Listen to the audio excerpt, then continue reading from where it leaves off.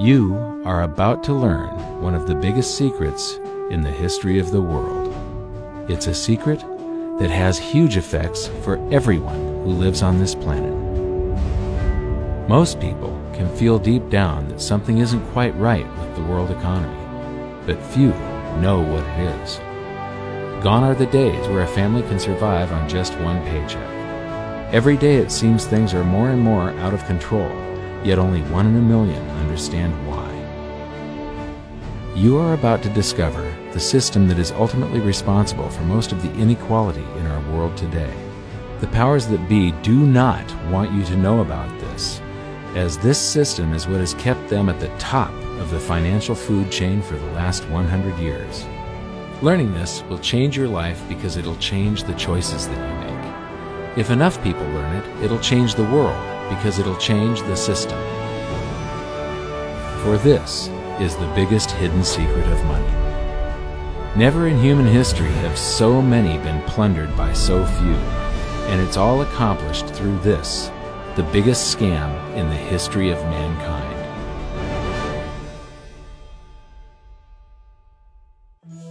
They say that money doesn't grow on trees, but the truth is that the modern banking system creates currency far faster than trees can grow. Most people don't have a clue how currency is created. Economists and bankers make it sound so complex that people think they can't understand it. But I'm going to strip our monetary system down to its essence so that you can see the scam behind the curtain and just how it affects you. Every modern society creates currency in pretty much the same way. But since the US dollar is the majority of the world's currency, I'm going to use the United States as our example. It all starts when some politician says, "Vote for me and I'll make sure the government provides you more free stuff than my opponent will." But there's no such thing as a free lunch. So to provide that supposedly free stuff, the politicians vote for the country to spend more than its income. This is called deficit spending. To pay for that deficit spending, the Treasury borrows currency by issuing a bond. So what's a bond?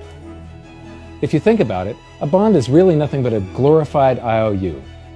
It's a pretty piece of paper with numbers printed on it that says, "Loan me $1 trillion today, and I promise over a 10-year period I'm going to pay you back that $1 trillion plus interest." But what you need to understand is that Treasury bonds are our national debt. These glorified IOUs are to be paid back by you and I and our descendants through future taxation. Therefore, when the government issues a bond, it steals prosperity out of the future so that it can spend it today. The Treasury then holds a bond auction, and the world's largest banks show up and compete to buy part of our national debt and make a profit on it by earning interest. You'll notice that as we move through this process, the big banks are there, taking a cut every step of the way.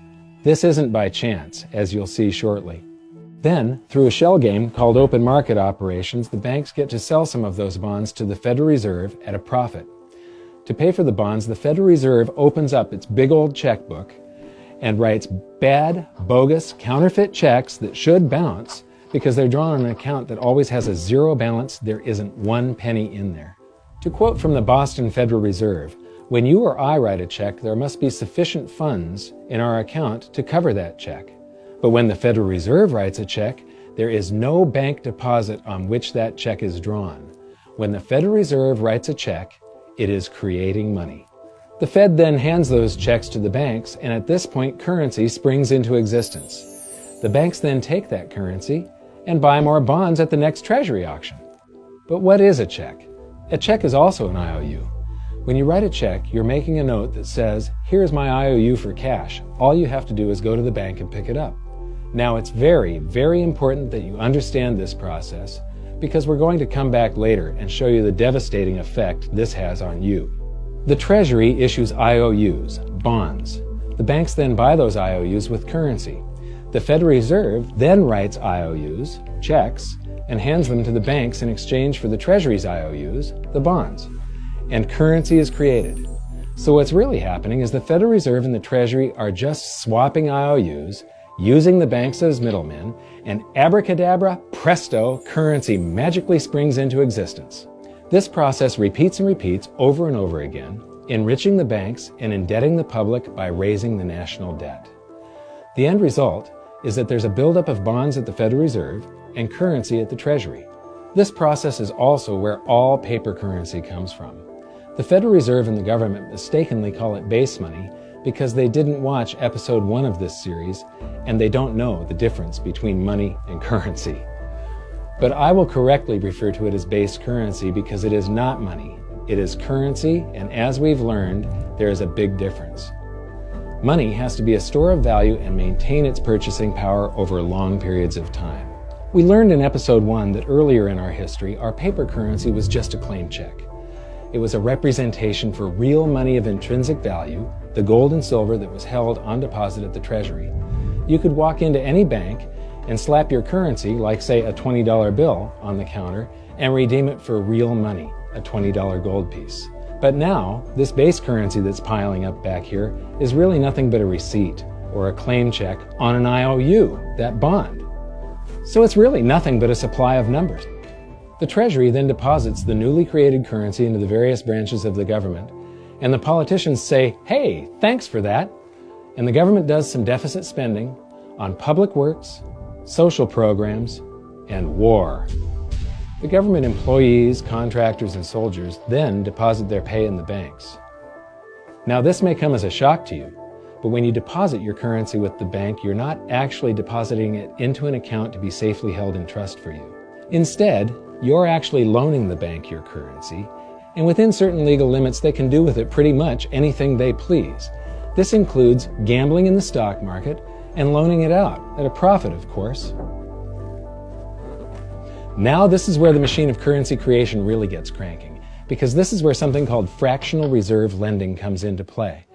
Fractional reserve lending is exactly what it says. The banks are allowed to reserve only a fraction of your deposit and loan the rest out. Although reserve ratios may vary, I'm going to use a 10% reserve ratio as our example. If you deposit $100 in your account, the bank can legally take $90 of it and loan it out without telling you. The bank must hold $10 of your deposit in reserve just in case you want some of it.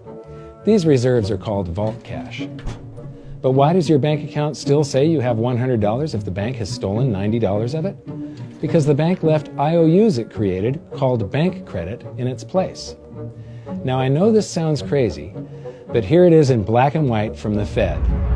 Commercial banks create checkbook money when they grant a loan simply by adding new deposit dollars in accounts on their books in exchange for a borrower's IOU. These are nothing but numbers that the banks type into their computers. And even though these bank credit IOU numbers are very different from base currency numbers, because they only exist in computers, they are still currency. So now there is $190 in existence. Now, the reason people take out loans from the banks is to buy something. They're going to buy a house or a car or something like that. So the borrower takes the $90 that the bank loaned to him from your account, and he pays the seller of the item. But then the seller deposits that currency into his account, and his bank loans out 90% of that and leaves bank credit numbers in its place. So now there's $271 in existence. This process repeats and repeats until under a 10% reserve ratio, an initial deposit of just $100 can create up to $1,000 of bank credit, all backed by $100 of vault cash, just 10%. But as I said, reserve ratios vary wildly. On some deposits, it's 10%, on others, it's 3%, and on some forms of deposits, reserve requirements are 0. The result is that the expansion of the currency supply by the banks is far greater than even this example would lead you to believe. So once again, when currency is deposited in the banks get to lend it out, and then it gets redeposited and relent, redeposited and relent, redeposited and relent over and over again, creating bank credit all the way. This is where the vast majority of our currency supply comes from. In fact, 92 to 96% of all currency in existence is created not by the government, but here in the banking system. Now, massive amounts of currency spewing into society may at first sound like a fun idea.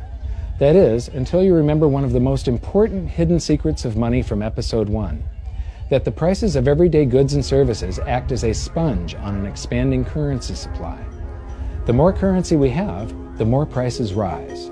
This is where inflation comes from. The true definition of inflation is an expansion of the currency supply. Rising prices are merely the symptom. So our entire currency supply is nothing but a couple of bucks whipped up in this hocus-pocus scam where the Treasury and the Federal Reserve swap glorified IOUs, and a bunch of numbers that the banks just type into their computers. That's it. That's our entire currency supply. It's nothing but a supply of numbers. Some of them printed, most of them typed, and there is nothing else. But if you thought that was crazy, get ready to enter the twilight zone of modern economics.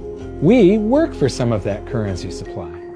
True wealth is your time, but we trade away moments of our lives, hour by hour, day by day, and year by year, for numbers that somebody printed on pieces of paper or just typed into a computer.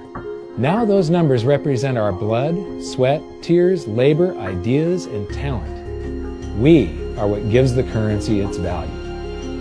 But here comes the really cruel joke. We work hard so that we can save some of that currency, so that we can pay the tax collector. In the United States, it's known as the IRS. They then turn it over to the Treasury so that the Treasury can pay the principal plus interest on that bond that the Federal Reserve bought with a check drawn on an account that has nothing in it. Now let's do a recap on this section, because this is where the system begins to rob you and I on a massive scale.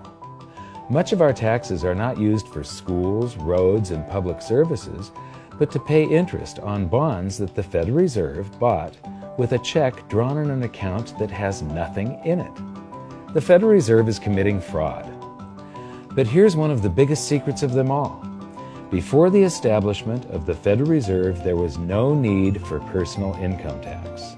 The Federal Reserve was created in 1913, and that very same year, the Constitution was amended to allow income tax. Do you really think this was just a coincidence? Ask yourself how much income tax you've paid over your lifetime. Much of it has been silently siphoned away into the hands of those who own the system. Yes, this system has owners. Who they are is an even bigger secret that we'll get to shortly. But first, we need to understand the mumbo-jumbo of the so-called debt ceiling. It's all based on a huge paradox. There was interest due on that bond, and there was interest due on every one of those loans that the banks made. That means that there is interest due on every dollar in existence. Let me ask you something. If you borrow the very first dollar into existence, and that's the only dollar that exists on the planet, but you promise to pay it back plus another dollar's worth of interest, where do you get the second dollar to pay the interest? The answer is that you have to borrow that one into existence and promise to pay it back with interest as well. So now there are $2 in existence, but you owe $4, and so on and so on. The result is there's never enough currency to pay the debt. There is always more debt in the system than there is currency in existence to pay the debt. Therefore, the whole system is impossible. It is finite. It will come to an end one day. What would happen if the government stopped borrowing to do deficit spending? Are the payments on those treasury bonds going to stop? What would happen if the public stopped borrowing and going deeper into debt? Are your house and car payments going to stop? No. There is a payment due every month on the principal plus the interest on every dollar in existence, and those payments do not stop. If we stop borrowing, then no new currency is created to replace the currency that we used to make those payments. Whether you're making a payment on a loan or paying tax to make a payment on a bond, the portion of the payment that goes to pay off the principal extinguishes that portion of the debt. But the debt also extinguishes the currency. Currency and debt are like matter and antimatter. When they meet, they annihilate each other. If we just pay off the principal only on all the loans and bonds that exist, the entire currency supply just vanishes. So if we don't go deeper into debt every year, look what happens. The whole thing goes into a deflationary collapse under the weight of those payments. Politicians and pundits alike talk about balancing the budget, paying down the debt, and living within our means. They don't understand that that is deflationary. It is impossible to do under our current monetary system without collapsing the whole economy. This is why any talk of a debt ceiling is not only ridiculous, it's delusional. The system is designed to require ever-increasing levels of debt just to continue. And that's why politicians will always kick the can down the road and raise this so-called debt ceiling over and over again until the whole system finally collapses under its own weight. In other words, they don't want it to collapse on their watch. The Founding Fathers of the United States knew the dangers of central banking and fought to free themselves from this very thing. The Revolutionary War started out as a tax revolt, but now we must pay tax just to have a monetary system. Having just suffered through the hyperinflation of the continental dollar, which was printed into oblivion to finance the Revolutionary War, they understood the dangers of fiat currency and debt-based monetary systems. So to protect future generations from institutional theft and out-of-control government, they wrote into the Constitution that only gold and silver can be money for the simple fact that you can't print them. Our current system is not only unconstitutional, but it robs us of the liberty and prosperity our forefathers fought and died for. We are all feeling the effects of ignoring the Constitution right now. By forcing more currency into circulation, our purchasing power is diluted. Inflation is a slow and insidious stealth tax that is simply the result of this debt-based monetary system. This system empowers and benefits those who create the currency and receive it first, as they get to spend it into circulation before it has an effect on the economy. They're stealing purchasing power from you and transferring it to the banks and the government every hour of every day because of this false monetary system. And it's not like the people at the top don't know this. To quote the Federal Reserve, the decrease in purchasing power incurred by the holders of money due to inflation imparts gains to the issuers of money. This is a fraud. It is a pyramid scheme, it is a Ponzi scheme, it's a scam, and it's a lie. Our entire monetary system is nothing but a form of legalized theft. But here's the biggest con job of them all.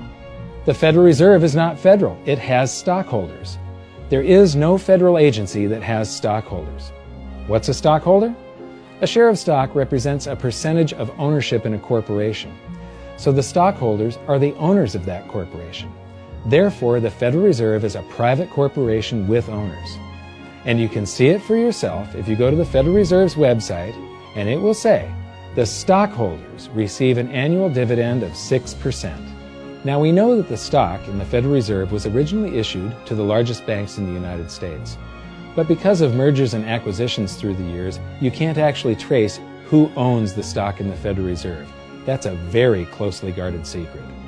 My guess would be that the owners are those primary dealers, the banks that get to make a profit by selling part of our national debt, those bonds, to the Federal Reserve, who buys them with a check from nothing. Then we pay tax to pay the principal and the interest on those bonds so that the Federal Reserve can pay the banks a 6% dividend. Don't be alarmed if you don't quite comprehend the deception of this system at first glance. Very few people do. It is purposely complex. The economist John Maynard Keynes once wrote, "By this means, government may secretly and unobserved confiscate the wealth of the people, and not one man in a million will detect the theft."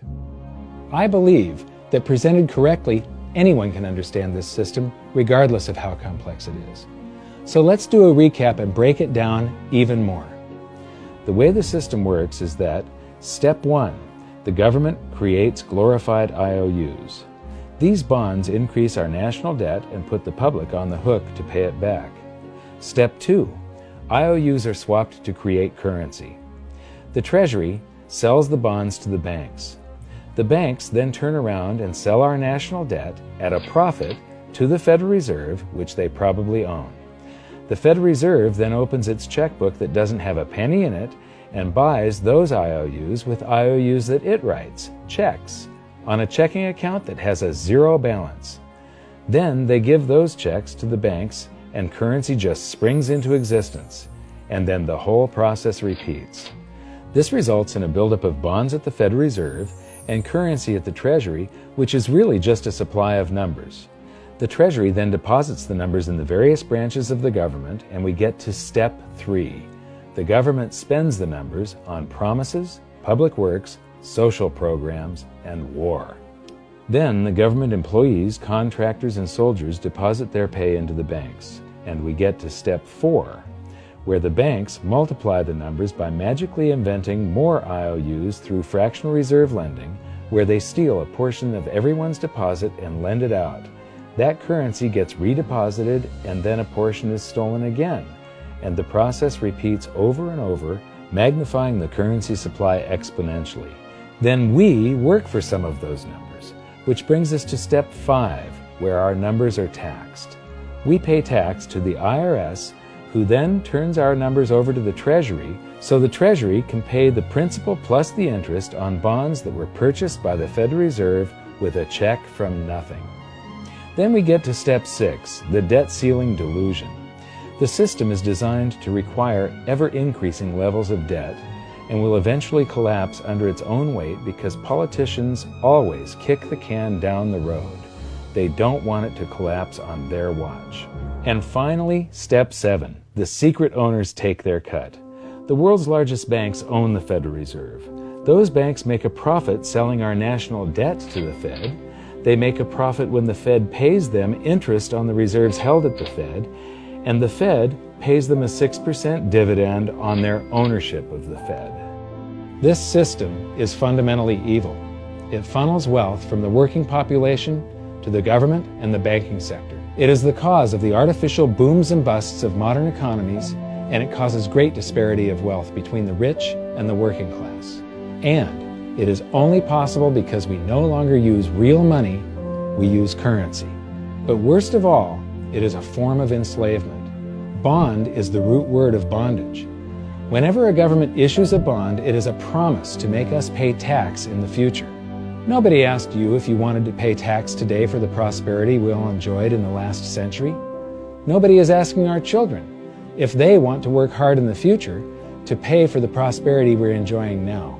George Washington once wrote to James Madison, "No generation has the right to contract debts greater than can be paid off during the course of its own existence."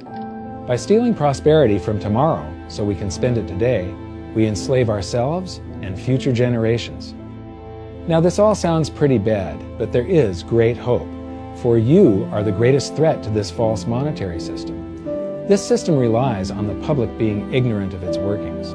Please share this knowledge with everyone you know, because an informed public that fully understands the system can build a better future for generations to come. And now I leave you with this quote, widely attributed to a former director of the Bank of England. The modern banking system manufactures money out of nothing. The process is perhaps the most astounding piece of sleight of hand that was ever invented. Banking was conceived in inequity and born in sin. Bankers own the earth. Take it away from them, but leave them the power to create money and control credit, and with the flick of a pen, they will create enough money to buy it back again. But if you want to continue as the slaves of bankers and pay the cost of your own slavery, let them continue to create money and to control credit. This is the Federal Reserve in Washington, D.C. It's located on Constitution Street, and that is just as much of a joke as the New York Fed being located on Liberty Street. Both of them are unconstitutional, both of them limit our liberty, and they transfer wealth away from us every second of every day to the Federal Reserve, to the government, and to the banking sector. You are now among the 1 in a million who can detect the theft of your prosperity. So the big question is, what can you do about it? 1. Watch this video until you can describe and teach it to others. Those who understand this system can make preparations for its unavoidable collapse and protect themselves. History shows that those who don't will probably be wiped out. 2. Share this video with everyone, especially those you care about. All it takes is a mouse click or two to get this message in front of millions. Post this video on Facebook, tweet it, email it to loved ones. Please share it wherever you can. 3. Join the conversation. The current world monetary system is based on a 300-year-old design meant to enrich a few at the expense of the many. There must be a better way. At hiddensecretsofmoney.com, we've created an open-source platform for the design and development of a new world monetary system. We're calling on every economist, every student, every college, every bright mind, and anyone who cares to join the discussion. In educating ourselves and each other, we can prevent the further loss of our freedoms and maybe, just maybe, win some of them back.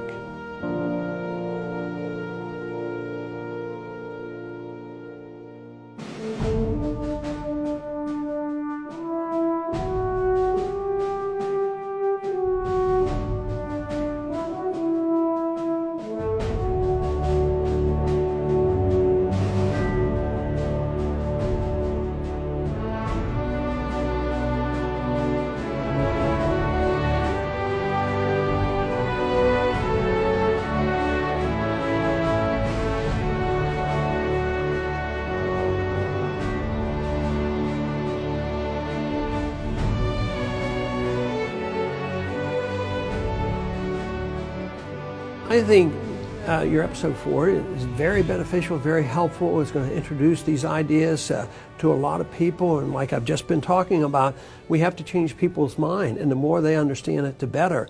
And I think we're at this point now where more people in the last several years, 4 or 5 years, have thought about the Fed than they ever have in the previous 95 years. So I think an explanation and diagrams to show it is very helpful, because quite frankly, they're not going to get it in their grade school. They're not going to get it in their high schools. They're not going to get it in college unless they're in a very rare circumstance to understand how this works. You know, for years before I got involved in really studying gold and some of the things I write and talk about today, I was a monetary economist for decades. You know, in your video, you talk about the primary dealers.